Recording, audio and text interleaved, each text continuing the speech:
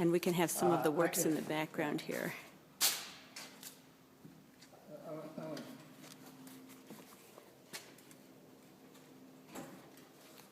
Turn on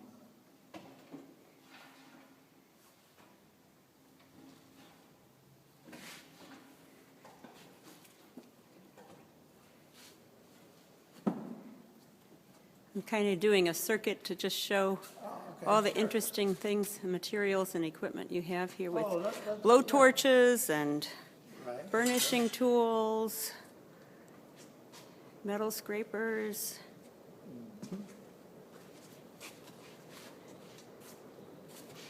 This is a literal gold mine, right? Yeah, talk about gold. The kids like the idea of gold. Huh? I mean, several of them. Precious metal. So, Mr. Hunt, Avi would like to know, how many sculptures have you made? Do you know? Well, I've made lots of them. I have not kept a count of the sculptures. The large-scale public sculptures I've done probably 150 of, you know, Okay. larger scale pieces. Small pieces like something like this, oh, I've probably done, well, let's say over 1,000. Wow. Well, that's in 60 years, you know. Exactly. You know, So, you know, and some small pieces are done in additions. That is to say, they might be made out of the material, wax or something, and then a mold made, and they're cast in bronze, so that there would be 5 or sometimes more. But you know, it's like it's not like I have a what you might call production goals, like if I was making machinery or something. But I work almost every day on sculpture, and so as the years go by, the sculptures pile up. well, you know, the students in the art room at Latin were able to see some examples of your work. Many of them loved the one called We Will, which is down on Randolph. Right. And they heard you discuss that in one of the clips I showed you. And then also, I think a couple students saw the work called Extension and one called Growth, or the one that's Flight, even at Midway Airport. Right. Okay. Yeah. Do you have a favorite sculpture? That's what Kyle wanted to know. What is your favorite sculpture? Well, I don't have a favorite, and I could almost say that my favorite sculpture is the one I'm working on. You know, in that always you're very hopeful about it, that it's going to be the best one you've made so far, that sort of thing.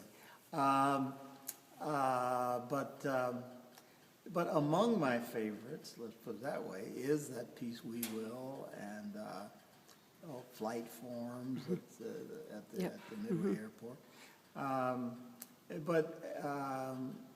But I don't think about favorite sculpture as much as, you know, another thing is how appropriate or how successful it is in the place that it's intended for. This is to say the commission pieces like these ones we're talking about.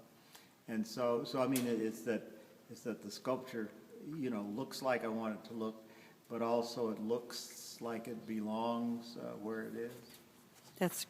That's great. I love hearing you talk about your work. But do you have, are you working on something right now that would be interesting for the students to hear about? Well, I am. I mean, I'm actually beginning to work on, like I just finished commissioned sculpture for Valparaiso University. I installed that a couple months ago. And I'm in the process of starting, like I've made models and preparations for a sculpture here in Chicago dedicated to Ida B. Wells, who was African-American woman born in the mid 1800s, born a slave, freed after the Civil War, worked in the South, then came to Chicago, was an activist, a journalist, and involved in She lived on the south side, a lot of right? progressive things. Lived on the south side in what's called the Bronzeville area. And as a matter of fact, the sculpture I'm going to be making is going to be placed in an area that's being redeveloped on the south side. 37th and Langley is the exact address, but it's in an area that had been a development, you know, that went back to the 30s, called the Ida B. Wells Homes, and anyway, a whole new development's being built there, new townhomes and gardens. And When do you expect to have that finished, and when can people and finally see it? Probably about a year from now. Okay. Can you tell us what kind of metal it will be made out of? It'll be made out of welded bronze, like some of the things you see around here. Okay. The ones that looked a little bit golden, shall I say. I mean, that's the bronze material. I And see. so that's the material I'll be using. And we expect it'll be an abstract form, It- similar to your other style?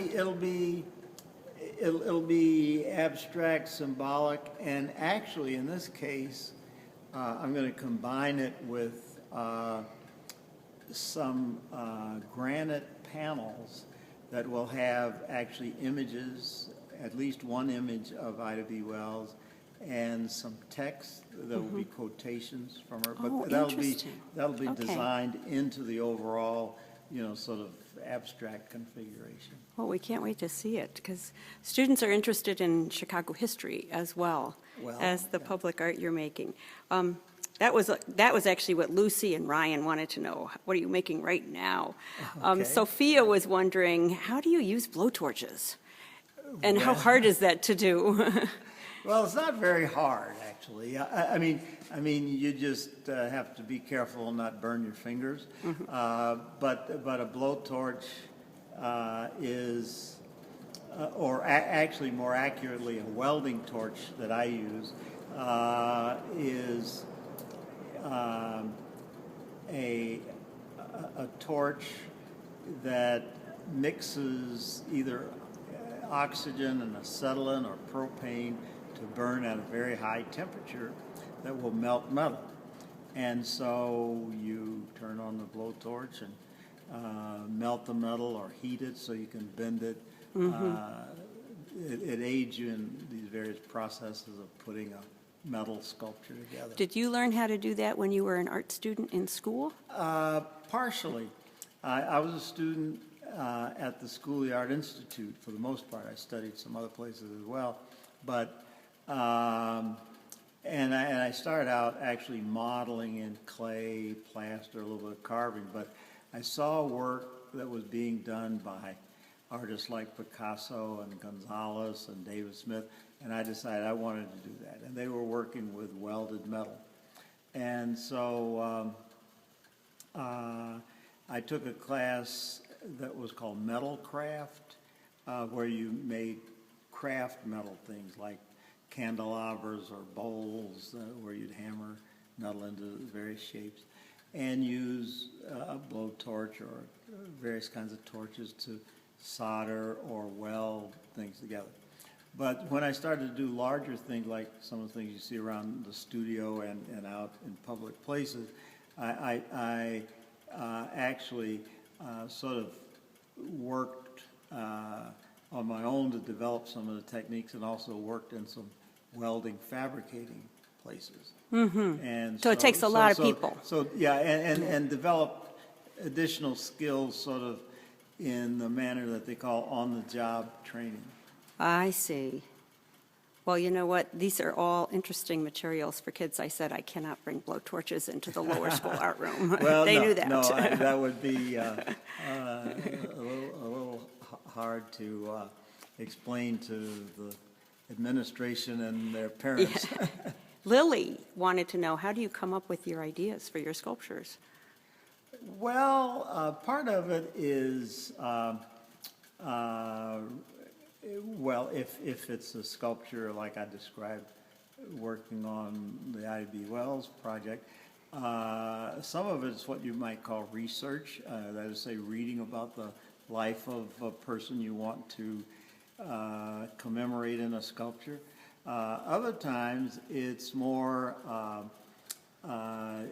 developing in your own imagination some ideas about, the relationship of the forms you want to make to the place where something is going, or just how to express an idea through form. So you might see something in nature, a tree, a fish, a bird, or something industrial, like a plane, which is sort of something that flies like a bird flies. And there's also the way you combine thoughts and images into things that are, well, if not new, at least variations on things that you know or see. Something that becomes itself out of other things that you know about or feel about. So it's really coming from your feelings and imagination, from responding to nature. Yeah. That's what Yeah, anybody, all of us I can do. mean, in a way, what is thought about as inspiration is really a combination of things. I mean, that is to say, I mean, there's the single word inspiration, but it's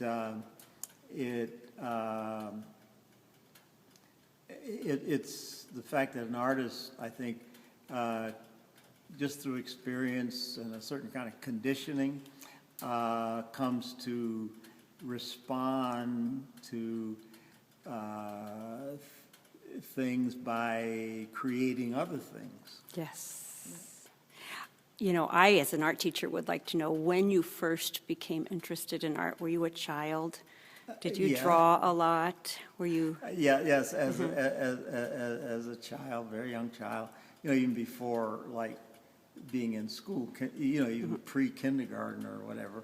I would draw around the house and whatever there was to draw with, pencils, crayons, or something, and then then I always liked to draw whether it was in drawing class or some other class I might be in drawing. Yeah. That's wonderful. I always tell my students, draw every day, Well, that's right. because that's how you get better. That's right. It's like reading. You Practice read every day. makes perfect. If you practice. Well, thank you for your time. This was wonderful Well, to thanks see for you coming. in your studio, and I'm going to glimpse again some Oh, of the sure. wonderful things that you have around here, because it's so interesting. All the materials and the tools. Oh, by the way, this is one of my blow torches. Ah. And you have to wear some goggles or a face mask, Well, don't yes, you? let's see, where are the goggles? Put it on.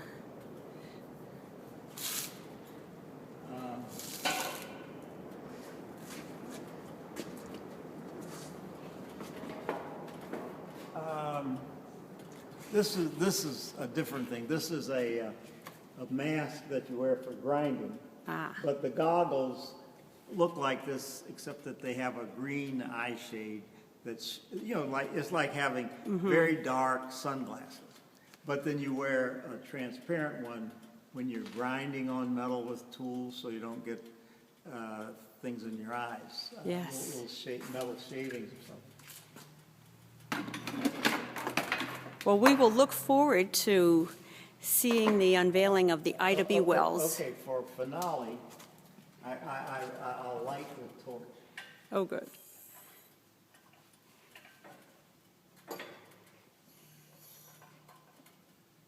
Okay, so I've turned on oxygen and propane, and together they burn at a temperature of more than 2,000 degrees. And Whoa! one uses a flint lighter that makes a spark, which lights the flame. Wow. That's hot. Hot enough to melt metal. Right. Yes. Well, thank you for the demonstration. Well, thanks for Be coming. eager to show this.